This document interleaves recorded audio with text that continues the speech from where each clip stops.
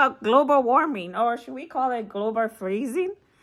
Global freezing for California. Let me adjust this camera. Just too lazy to like put it on a stand, so it's like standing on my computer. Anyway, guys, I am here today just to make a really quick video. I just wanted to just come out here and discuss, not really discuss, but just let you know how you should be paid if you're doing any type of work from home for a company. This is coming from me, from my own experience, and also from like experiences that I've heard from other people. So there are some places out there that let's start with what the good thing. There are places out there that will give you every penny they have for every little thing that you use in your home to help their business, basically. Because when you're working from home, you're pretty much using your space. That is your brick and mortar.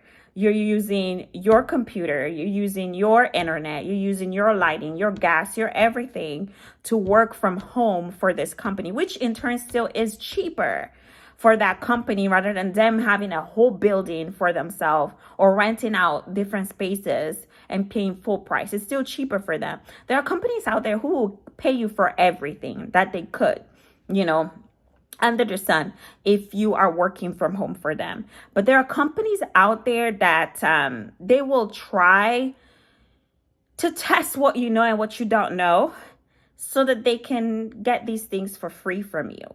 Be very aware of those companies. So being flexible does not mean you not being paid for the things that you do for your work. Being flexible means that within your scope of work, you're able to work. Say if one day they need you for a certain day and not on a day that you were scheduled, and maybe they want to change your schedule, and 3 times out of 10 you say yes to it, then you're flexible enough for that position. That's flexibility. But flexibility is not paying you the money that you need for printing. Flexibility is not providing you with paper for printing. Flexibility does not mean not paying for your internet for printing. Now, your job can require you to have internet hookup, being able to have internet at home. However, there still is the piece of they need to pay for your internet. Maybe not everything, but they need to at least allocate some type of funding towards that. Doesn't have to be your whole internet bill, but maybe they can say, okay, we will give you $10 a month for your in-home office expensive. That may be your lighting, that may be your internet, that's fine.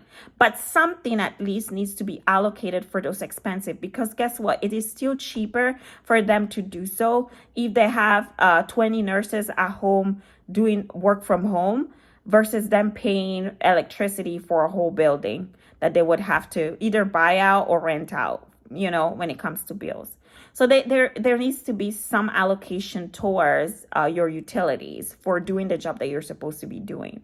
Another thing is if you're using phone, if you have to buy a phone line, that is like a landline for the job that you're going to be doing. Nowadays, most people don't use a landline. They use cell phones.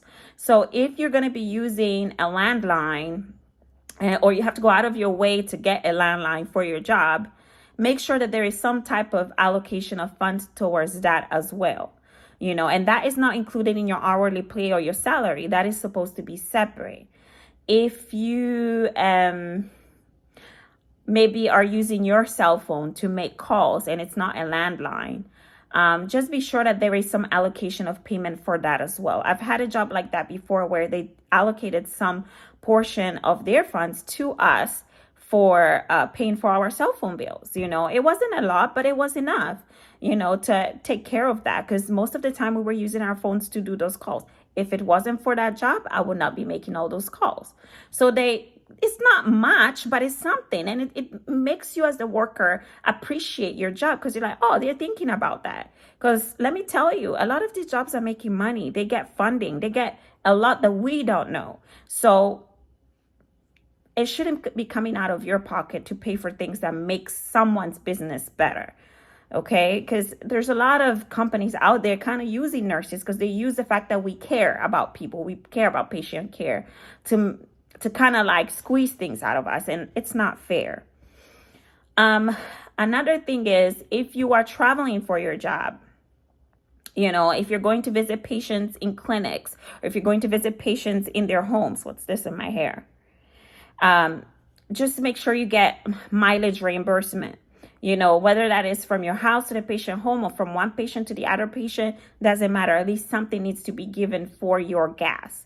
Because to be honest with you, you are also using your own vehicle, which means the wear and tear of your car is not being paid for.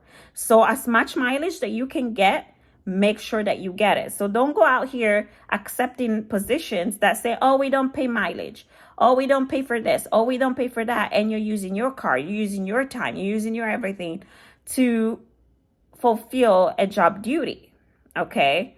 Your hourly pay has nothing to do with that, because if it wasn't for your car, you wouldn't be going nowhere. So honestly, they should be actually renting your car. That's another piece right there. But this is what you need to look out for if you're working from home, or if you have a home care job, or if you do any type of home health case management or whatever. Think about these things, because they do add up, and it is imperative that your company recognizes that you are putting these things into place to make things work for that company. So make sure you understand this very, very well. Your hourly pay has nothing to do with a computer that you need to have to put in documentation, a phone that you need to have to call patients, internet, lighting and all of that you need to use in order to do your work and preparatory work before you go into someone's home. So just be careful on the type of jobs that you accept. Before you accept anything, make sure that you ask these questions nicely and politely and make your decisions from there. And I want to urge a lot of nurses, not just new nurses, even older nurses, to stop accepting things that later on you regret accepting and complain about, oh, but they don't even pay for this as nurses. And then we cry, and then we are sad, and then we can't pay all of our bills. And then we're always stuck in this, you want to change jobs. Let's stop accepting what is not fair and what is not right, because it is about time that nurses get paid for the work that they do fully.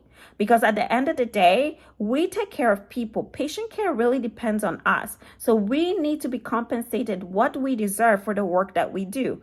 All these companies out here, all these hospitals and all that will not be surviving without nurses. They would have to do a heck of a lot with what they have. Like doctors, do you think doctors are going to now start inserting IVs?